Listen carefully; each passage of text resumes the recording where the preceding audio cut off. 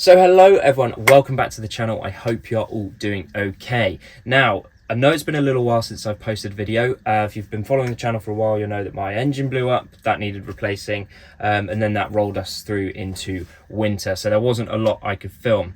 Now, I'm going away to Europe for 2 months on a massive road trip in this van. So ahead of time, what I thought I would do is film a full comprehensive tour of the van, and later on in the video we'll do a full price up so you know how much every little bit of the van costs and the whole build altogether. Where possible, I'll try and leave some links for the things that I've bought, so if you want to buy those for yourself for your own conversion, then you're welcome to. Not sponsored by anyone, just want to help people out. So that's the plan for today. This is separate from the van build series, so if you're interested in how I built all this van, I've got a full, I think it's 9-part series, which I'll pop a link to as well, and you can follow that step by step on how I went from a basic panel van to a really nice camper van. So that's the plan for today. Let's crack on with the video.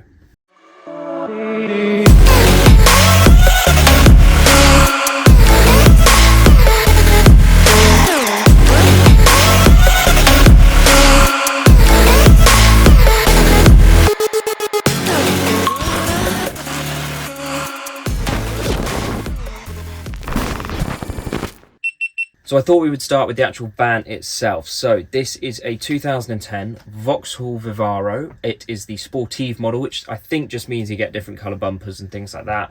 And it's actually a long wheelbase. You get about a foot of extra length in the back, which I think is important on a van of this size. Now we'll move on to the exterior. So starting at the back of the van, the first thing that you'll notice is the ladder on the right hand side. Now I picked this up from vanrack.com. I think it was around 130 quid. And to the left of that, I've actually got this black jerry can. Now, I think this was from Amazon. It's pretty basic, but all this is for is carrying shower water.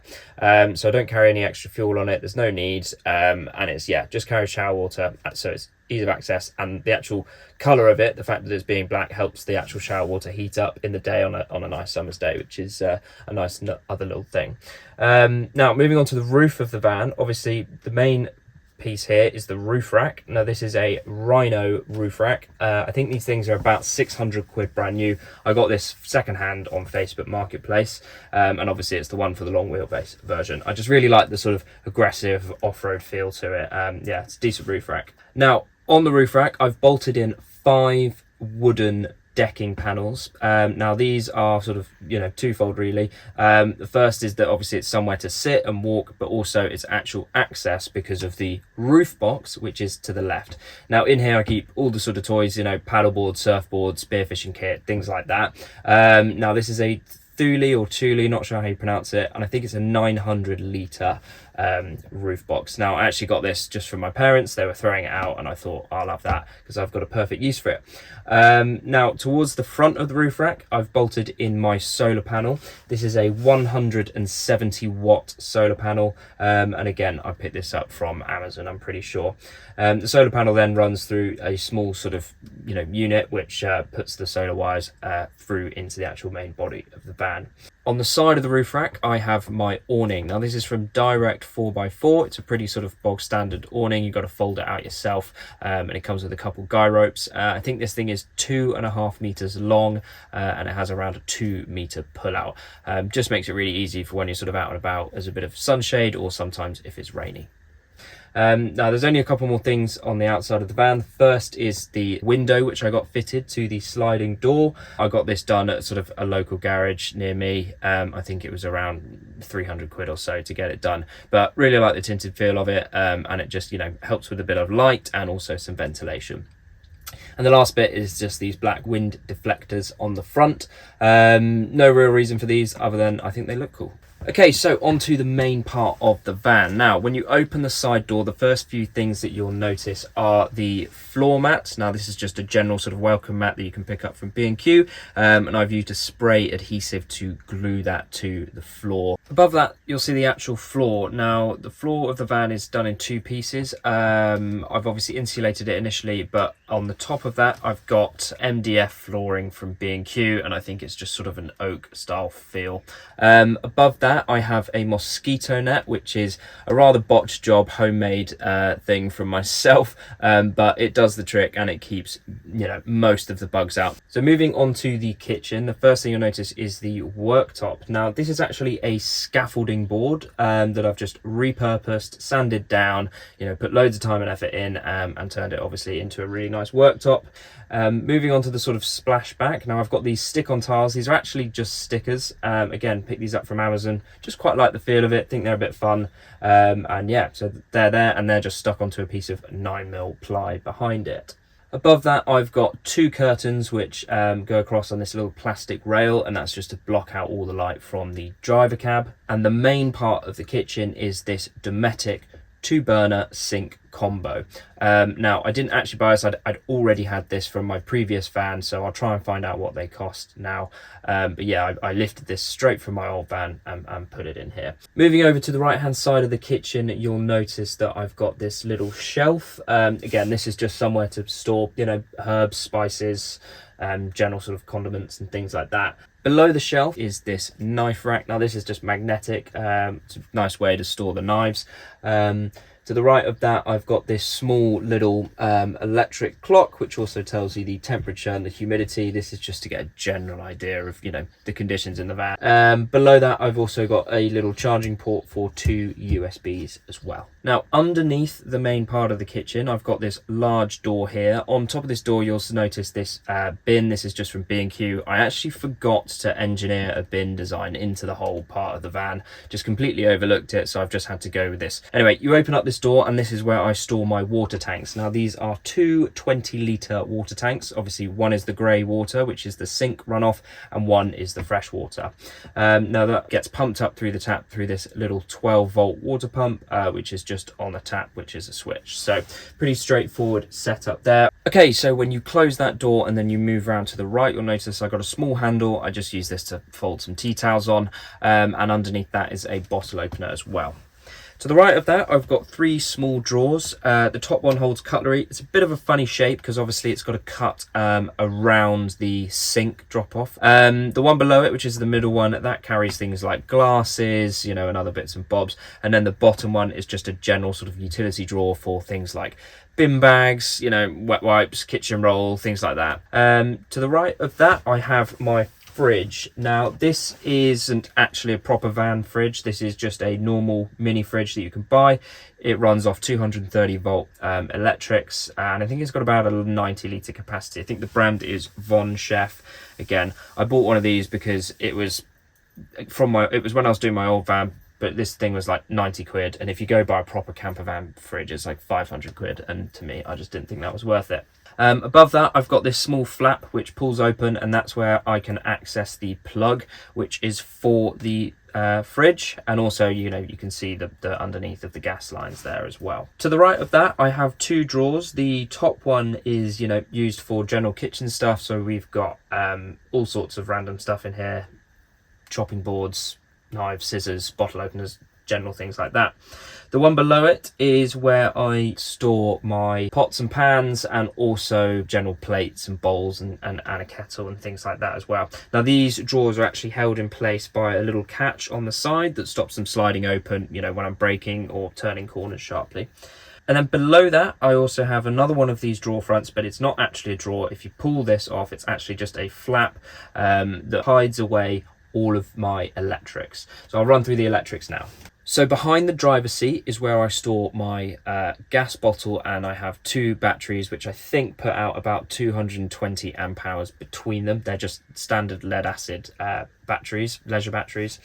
Above that, small little camping gas bottle, because obviously that camping gas is what they have in Europe and it's just interchangeable. So that's what I've got there, and then that moves through into this unit here, and the first thing that you'll notice is this big blue box. Now this is a 1500 watt sine wave inverter, and what that does is turn 12 volts into 230 volts, which will run the fridge and also some of the plugs I've got in the van as well.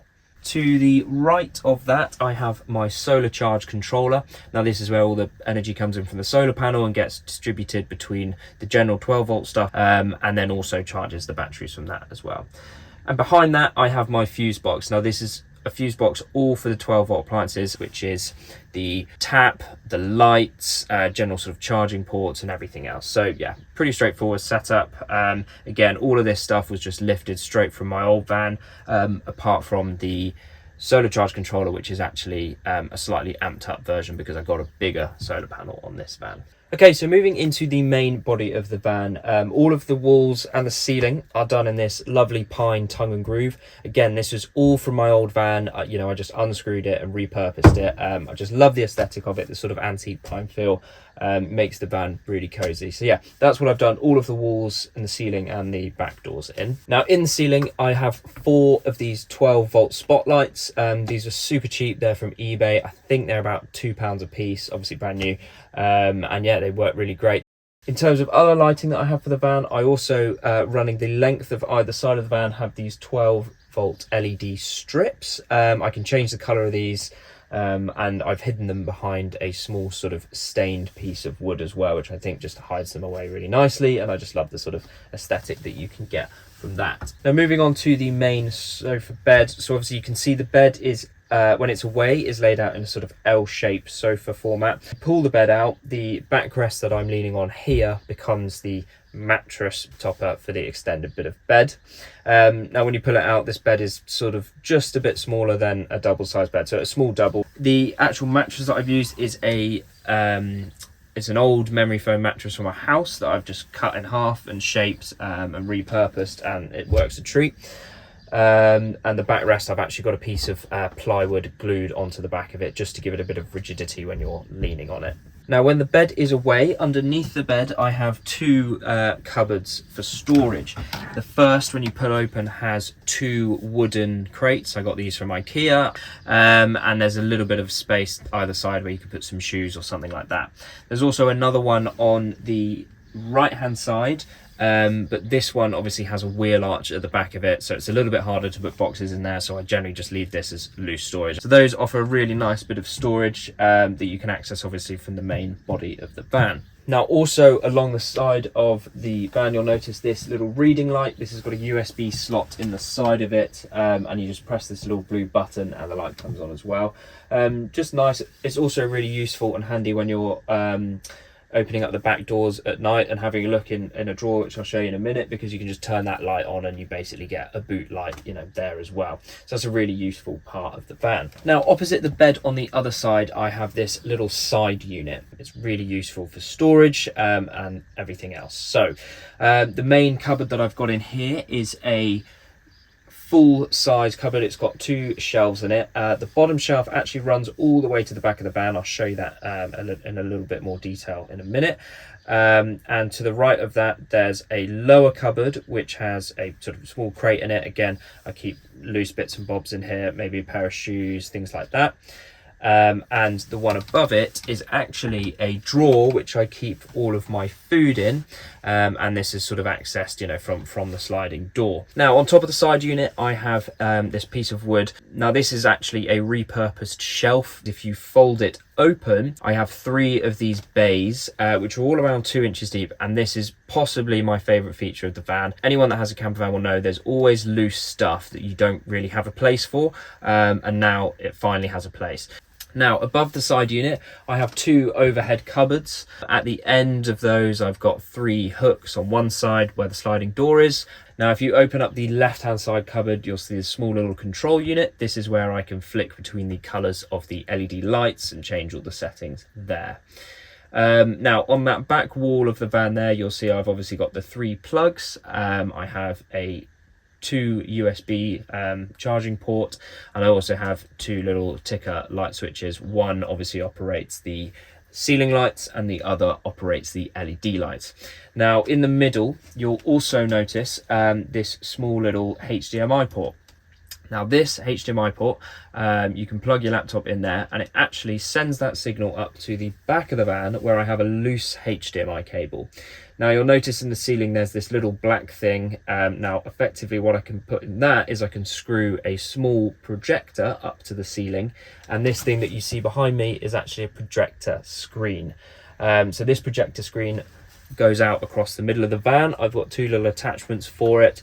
and obviously the projector goes up on and screws on that black unit there, and then I can plug in the HDMI so that runs through there to where my laptop might be on the side unit. Now the reason why I've done that is because I hate having cables flying across all the van, so I didn't want to have, say, a laptop here and then have a cable running all the way into the ceiling kind of blocking your view. So I wanted to keep it all neat and tidy in a way, and that's obviously why I've done that. I can also connect to the projector by my phone, but you know, typically I've got stuff downloaded on my laptop, so we'll just watch it from that. So yeah, so that's what we've got there. Absolutely love the projector, makes it so cozy. The screen is enormous. It ends up being like you've got a 40-inch TV inside the van. It's completely outrageous and bonkers and totally unnecessary, but absolutely love it. So if we open up the back doors then, the first thing you'll notice is this big drawer. Now you pull this open, this is super useful for storing things, you know, for the van, you know, things to change the tyre. To the left hand side of that, we've got the end of the side unit. Now there's two little cubby holes here. The top one is completely enclosed, and that's where I keep things like fans for the bed, and then the bottom one actually runs all the way through to the cupboard on the inside. So if there's anything longer that I want to put in there, I can, which is really useful. I actually use it mostly for now to store my shower and things like that. Now above that, I've got this black little electrical unit. You switch this on. This obviously runs from the 12 volt of the van. It's got two USB slots, and it's also got a 12 volt, you know, generic car charging port as well, because that's what my shower runs off. On the actual back doors themselves, the left hand one has this little shower holder. This is where I can pop the shower in. I'll show you how that works. The shower just plugs into the 12 volt I've just showed you, and then I can take some water from the jerry can on the back door, pop that into this little bucket that it comes with, and then pop the shower head on there, turn it on, and you've got a shower. I also carry some shower curtains with me that I can put up with magnets, just to give yourself more privacy and obviously, you know, stop you from soaking the inside of the van. On the right hand side, you'll notice that I have this framed map of Europe. Now this is actually a Cork pinboard map, so the map is printed straight onto the cork. And effectively you can just push different pins in, and the idea is that every night I spend in Europe, I'll put a pin of exactly where I've stayed, so that by the end I'll have this, you know, really cool sort of wall piece memento of the road trip, you know, recorded in all the places that I've stayed the night. Now I actually sell these. This is my product. I've got it on Etsy, so if you have a camper van and you're doing a trip around Europe, or you're just traveling to Europe in general and you fancy recording that in a really cool way, then head down to the link below and grab yourself ones. They come in various different sizes, so you know, if you've got a small van, that's fine. If you've got a bigger van, no problems, and they come with the pins themselves. So yeah, so if you fancy supporting the channel, hit the link below and grab yourself one of those little maps. Now I think that concludes the van tour. I don't think there's anything I've missed for now. So what we'll do is we'll run into the prices of everything and how much the van cost me. Okay, so let's talk numbers. Everyone's always very interested to know how much van conversions cost. It helps people, you know, do their own research and get an idea of what something like this actually costs. Now, one thing to bear in mind is I had a camper van before this, and a lot of the materials that I've used in this van I've pulled straight from that. With that being said, I'm still going to try and include them where I can. So I'll tell you everything that I spent, and then obviously there's a few things that you can add on that I didn't have to pay for because I already had them in my possession. So without further ado, let's kick it off. Now, the actual van itself, I bought this in 2022 in the summer, and the van was £6,000. So yeah, so that's how much the van cost.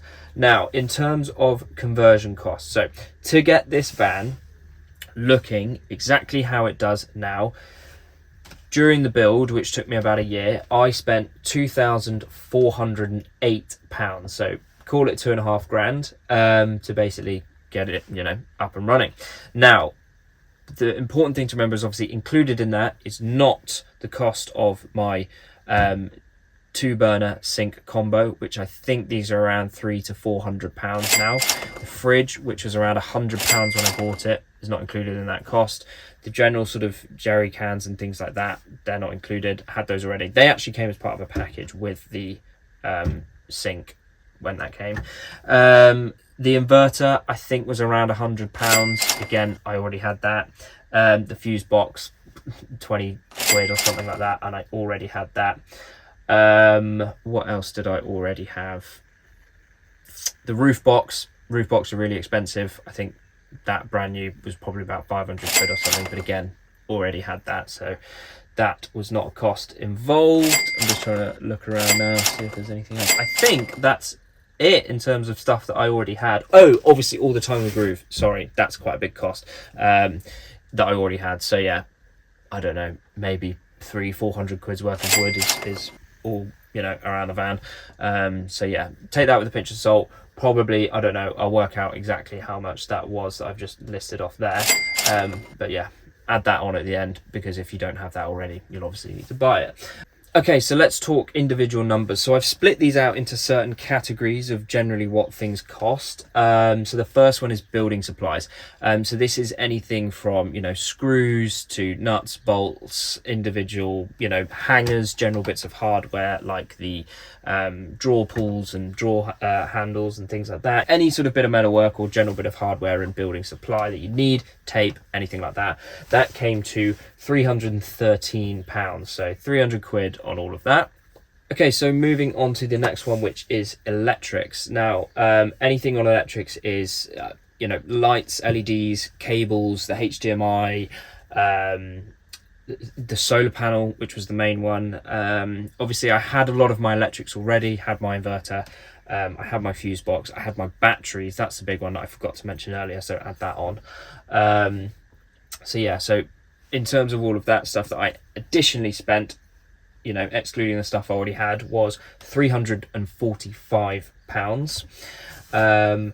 Now, the next one was general sort of modifications. So things I've done there is the jerry can and the holder on the back, the ladder on the back, the roof rack, wind deflectors, the window that I got fitted, you know, general bits and bobs like that. I spent £885 on all of that, which is quite a lot. Then on general other, so included in that is things like my auto carpet. I bought some blinds for the front, which aren't really that important, these bed covers, things like that, and all these other like random bits, the plants, things like that.